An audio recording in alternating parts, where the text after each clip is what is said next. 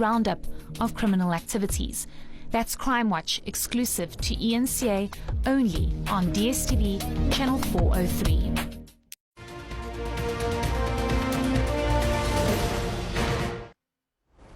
Welcome back. Matrics are currently writing preliminary exams. It's a stressful time, but it doesn't end there. Soon the stress of sourcing funding for further studies will begin. But it turns out many are not aware of the thousands of bursaries available in various fields. So let's find out more from social investment expert Shamiso Shijeme. Shamiso, thank you so much for your time this morning. A very good morning to you. You know, as we're having this conversation, it takes us back to our time when we were in matric, right? Where even access to the bursaries that were available, many of us got to find out about them when we were in first year already, right? And not necessarily building up to the time that you finished matric. Just take us through exactly around where is it that we're finding the gaps in access to information for these learners so they can be better prepared for what's going to be happening post-matric? Yeah, so there's a lot of bursaries that are being offered, as I mentioned. You know, the two popular ones that we're working with within Tshikululu are, you know, your Netflix. So Netflix is committed to supporting Black representation in the film and TV industry in South Africa. And we have Anglo-American Platinum, who's driving, you know, bursary management, which is in alignment with their group sustainable mining plan. So I think both initiatives have really tried to kind of advertise. I think we've all noticed that obviously you can't always advertise online because others don't have access to data. So they've tried to obviously put posters on the ground, to distribute them to schools, and to just almost spread the word around, you know, there are bursary opportunities, you know, being offered around. But obviously, you know, it's targeting rural communities, you know, so it's not, you have to make sure that you're very intentional to make sure that people within rural communities who need access to bursaries are able to access them. Obviously at a data-free, cost-free kind of approach, because some don't have enough data to obviously do the online application.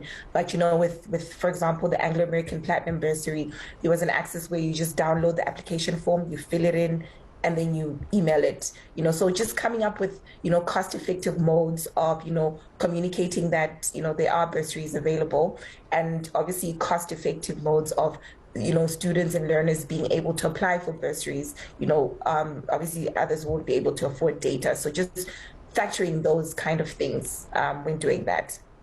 Shamiso, just to labor on that point of accessibility to this information, you know, you would imagine that these companies that are offering these bursaries would perhaps think of actually physically going to the school and not relying on perhaps handing out flyers, or again, because you know that in rural areas these kids do not have access to data and to the internet, you are actually going into the schools. And on top of that, it should not necessarily be an initiative that is happening from matric. I think you would imagine that a lot of learners, you know, who are excelling in grade 11 are already starting to think about the tertiary institution they want to go to. So would that also not be a good idea to start doing this from grade 11 level and to actually get into the schools?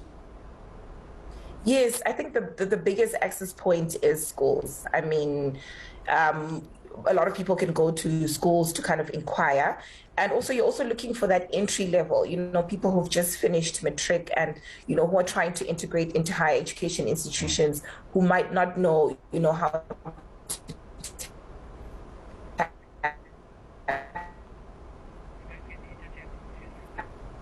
All right, we seem to have lost the signal a little bit there, Shamiso. We'll try to establish a better connection. A very important conversation that we're having this morning. If you've just joined us here on the South African Morning, we're speaking here about the accessibility of bursaries, as well as some kind of financial assistance for those that are in matric and that will be obviously going from post-matric. And a very valid question regarding exactly how is it. And I come from a space where we used to have career days, right, in school. Remember career days where you'd actually have, number one, universities, but also certain institutions actually come to the school so that they can, you know, tell you a little bit about the opportunities that are available. What is sad, though, is that I wonder if there's continuation and consistency amongst that. I do understand that we have managed to establish a bit of a better signal, Shamiso, just to help us elaborate there from Morena's question around, you know, how do we start making sure that these institutions, right, these who need these kinds of graduates eventually are able to enter into the schools?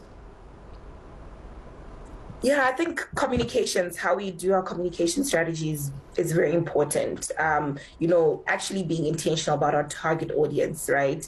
Looking at, youth unemployment and, kids are just idle within their communities. They're doing nothing. They don't have access to data. And I think it's one of those things that social investors need to be very intentional about how do we communicate this message. It's not about just posting it online. And also, it's not only about targeting your high performers. So I always mention that, there are people, students who were not necessarily top of their class, but they've worked hard and they've passed just enough for them to be able to qualify into higher education institutions, but they aren't able to tap into bursaries. And, with NSFAS funding, it's very limited in the sense that, not everybody can get it. It's obviously if you are an early bird and you're basically lucky to secure it, but there is another larger percentage that's not able to access NSFAS funding. And also, just not only looking at your critical skills. So a lot of bursaries do want to target, your critical skills, but what about the Boilermakers in TVET colleges that also, qualified enough to get a diploma? So it's also just being intentional about who is your target audience, looking at youth unemployment, looking at, we have a high percentage of youth that are idle, but they do qualify to get into institutions, might not necessarily have secured NSFAS. Most bursary initiatives, the requirements are very high. Maybe sometimes they might not be able to, qualify. They might have just passed just enough to move on to the next level. But obviously everybody else is applying. There are thousands and thousands of applications that come through. So it's almost just creating a pathway for even students that are, wanting to get into TVET colleges, not only the formal university institutions as well. And being intentional about, if you're targeting rural, vulnerable backgrounds, if they don't have access to data, then how are you going to intentionally target them to make sure that, the right students actually secure bursaries? Now, Shami, so I want to go back to the point of being intentional about who you're targeting for the bursaries, but specifically, what about that Boilermaker in a TVET college? What about that electrician? What about that, what about that ordinary artisan job? Could it be said that Anglo-American, Netflix, Investec, such corporations are going after their next CEO, their next actuary? That's why they are specifically perhaps targeting certain people and not going into the rural areas to go for that guy who just got enough to get a diploma and can actually, build a wall. They're not looking for those kinds of what many would seem as low jobs, one of those jobs that are really just, not top. They're not the guy in the corner office with a beautiful suit. Could that be the reason why some of these corporates are not going for those particular targets, Boilermakers? Yeah, but if you look at the Anglo-American Platinum Bursary, it's actually targeting those. So they have opened up, the way that they do their bursary management, So the standard offering about Platinum, for example, that it fills a gap, like I'd mentioned, that they were not looking for top performers to be part of their bursary management. They were actually looking for those students that worked hard and passed, well enough to enter into higher education institutions. They were looking for your vulnerable group. They were very intentional about going into the communities, informing the traditional leaders about, we're looking for those cohorts of children that don't have access. And obviously, with Platinum, they've even gone beyond to kind of say that, okay, we need a holistic bursary management. It's not only about, tuition. It's about tuition, accommodation, stipends, offering them laptops, and psychosocial support. So psychosocial support is a very critical element for people who come from vulnerable backgrounds, or rural backgrounds, because they really do struggle to integrate into into higher education institutions. It's a culture shock for them. And, just providing, psychosocial support, which is not only about the clinical psychological element, it's just preparing students to be able to integrate into higher education institutions.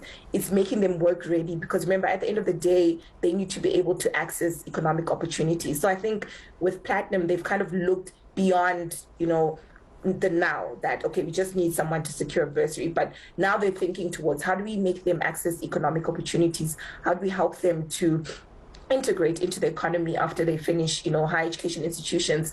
And same thing with Platinum, the creative arts space, with Netflix, there are not a lot of funding opportunities, if you know, for creative arts in general. You know, it's not a very, you know, a lot of people don't tap into that space, and you know, Black representation in that space is also quite low. And you know, Netflix targeting that is also kind of amazing, and also looking at, you know, the same spectrum as what Platinum is doing, that, you know, looking for people within your vulnerable backgrounds, and they've opened it up to the whole spectrum of youth, you know, 18 to 35, and you know, just ensuring that, you know, they have all the necessities required. And I think if all corporates could kind of head to that direction of, you know, full end service, targeting the people in most need, you know, the people that are idle, you know, because those are the people, obviously, that then obviously we're setting them up for failures, because they are supposed to be, you know, our future leaders in the future, you know. Yeah.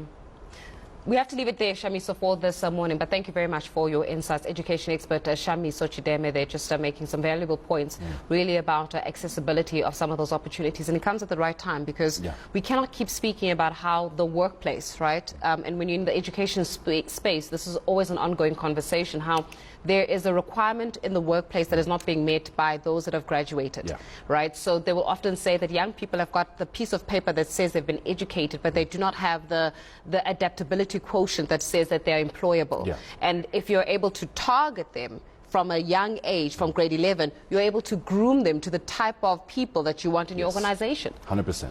And we can only but hope, as I had mentioned earlier in one of my questions, is it needs to start at grade 11. You need to start making them aware that these opportunities are available as early as grade 11. Because some of them don't only start performing in matric or in the 4th term of matric. They start performing in the 1st term of grade 11. But we can only but hope that, you know,